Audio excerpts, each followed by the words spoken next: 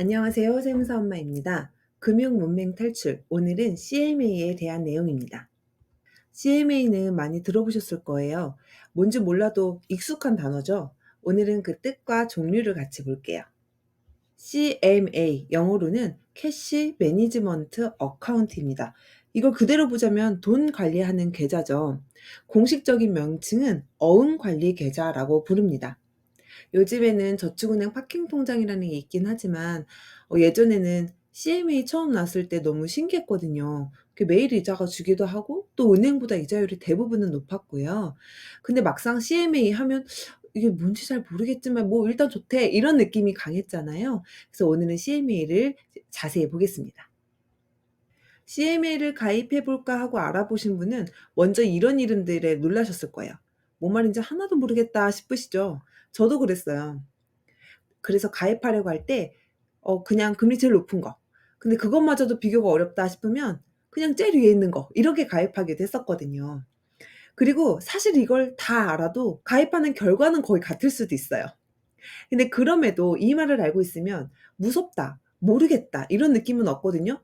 '아 이거 괜찮은 거야?' 이렇게 가입하는 게 아니라 '이거는 가입해도 되는 거야.' 이런 확신을 가지고 가입하면 이 마음가짐부터가 다르잖아요. 그래서 알아보는 거예요. 먼저 종류를 볼게요. RP형, MMF형, MMW형, 발행어음형 이렇게 있어요. 하나씩 천천히 보겠습니다. RP형은 영어로는 이렇게 repurchase라고 쓰고요. 한글로는 판매 조건부 채권이라고 해요.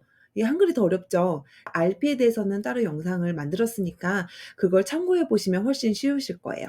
간단하게 말씀을 드리면 환매 조건부 채권은 내가 채권을 팔면서 "이거 내가 다시 살게."라고 약속을 하고 파는 거예요. 그래서 그런 RP에 투자하는 게 RP형입니다. 그 자산은 국공채, 통한채, 은행채, AA 등급 채권. 어쨌든 이거의 공통점은 다 뭐냐면 "안전하다."라는 거예요. "신용도가 아주 높은 그런 채권으로 운영한다."라는 거예요. MMF는요. 머니 마켓 펀드, 돈 시장 펀드네요. 여기 이렇게 "어려 보이는 거에 투자한다." 이런 건데요. 한마디로 단기 금융 상품에 집중 투자한다는 거예요. 그러니까 내가 CMA에 예금해 놓으면 그 돈을 "여기에 투자할게." 이런 거예요. 근데 그 투자하는 상품이 "단기 금융 상품이다."라는 겁니다. MMW는요. 머니 마켓 랩인데요. 이거는 증권사가 내 돈을 받아서 한국증권금융이라는 회사에 예치를 하는 겁니다. 한국증권금융은 증권금융 전담회사예요. 그래서 증권사가 CMA로 내 돈을 받았잖아요. 그럼 그 돈을 이 회사에다가 맡기고 여기서 관리를 해 주는 거예요. 발행어음령은요. 증권사가 발행하는 어음으로 운영하는 건데 이거는 이렇게 규모가 큰 증권사만 가능해요. 그래서 증권사에 CMA를 가입하려고 봤을 때 이 발행어음령은 없는 경우도 있어요. 이렇게 종류가 있고요. 내가 CMA에 가입하러 간다 그러면 이 CMA 중에 "뭐에 투자하는 것을 고르실래요?" 라고 물어보는 게 "어떤 종류를 고르실래요?" 라는 거랑 똑같은 질문이에요. 금리에 대해서 볼게요. RP형이랑 MMF는요 약정이에요. 약정은 뭐냐면 3.5% 4% 이렇게 딱 정해져 있다는 거예요. 그래서 얘는 가입할 때부터 '아 나 이거 금리 몇 프로구나.' 이걸 알고 가입을 하게 됩니다. 그런데 MMW와 발행어음령은 대부분 실적 배당이라고 써 있어요. 그러니까 이것도 약정이 있는 거는 있는데 대부분 증권사마다 보면 실적 배당이에요. 그거는 뭐냐면 그때그때 이익 나는 거에 따라서 내가 받아오는 금액이 다르다라는 겁니다.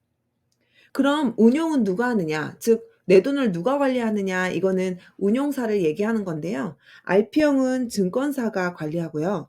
MMF형은 자산운용사가 관리합니다. 그래서 증권사에 맡긴 돈을 자산운용사에서 투자를 해 주는 거죠. 그래서 운용 보수가 있어요.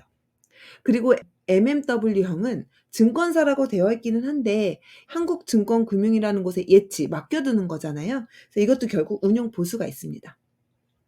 발행어음은 증권사가 발행하는 어음으로 이 돈을 운영하는 거기 때문에 당연히 증권사가 운용을 하게 돼요. 이렇게 CMA 중에서도 여러 종류를 봤습니다. 우리가 "CMA 그냥 가입해."라고 해서 그래." 그리고 증권사 어플을 딱 켰는데 이렇게 어려운 이름들에 혼란이 오는 거거든요. 그래서 '나한테는 뭐가 더 맞을까?' 아니면 '금리가 뭐가 더 높을까?'를 따지게 되는데요. 사실 대부분은 결국 금리 높은 데로 가게 되겠죠. 그래서 CMA를 가입하는 경우가 많으니까요. 근데 어쨌든 이런 형태가 있고 이게 모든 증권사마다 똑같진 않아요. 여기 보시면 발행어음은 자기 자본 4조 이상 증권사만 가능하니까 4 조가 안 되는 증권사는 일단 안 되는 거고요. 또 어떤 증권사는 이게 없기도 하고 어떤 증권사는 이게 없기도 하고 그래요. 그래서 뭘 하느냐는 그 증권사가 내놓는 상품에 따라 다른 거예요. 근데 대부분 이렇게 딱 처음에 세팅되어 있고 그냥 기본적으로 가입할게요 하면 이 RP형을 가입하게 되는 경우가 대부분입니다. CMA 하면 보통 증권사를 떠올리시지만 사실 시작은 종금사였어요. 종합금융회사였습니다. 지금은 종금사가 다 없어지고 우리종합금융만 남아 있거든요. 그래서 증권사의 RP형, 증권사의 MMF형 이런 식으로 되는 거고요. 또 종금사에서도 취급하는 형태에 따라 어떤 게 있는지가 달라지는 거예요. 이렇게 정리해 보니 어때요? 오히려 더 머리 아픈 것 같죠? 사실 우리에게 중요한 건 이자율이 어느 게 높은가, 안전한가 이거 아닐까 싶습니다. 우선 증권사의 CMA는요, 예금자 보호 대상이 아닙니다.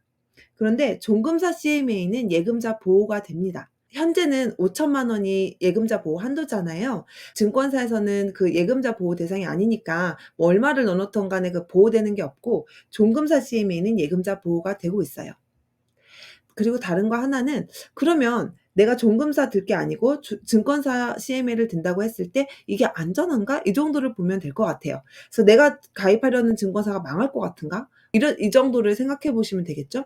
그리고 그중에서 이자율이 높은 걸 선택하시면 되겠죠. 그래서 이제 CMA 가입하실 때 외계어들이 나와도 어려워하지 마시고 '아 대충 이런 거구나.' 이렇게 알고 계시면 되겠습니다. 네 오늘도 도움이 되는 내용이었으면 좋겠어요. 감사합니다. 생사 엄마였습니다.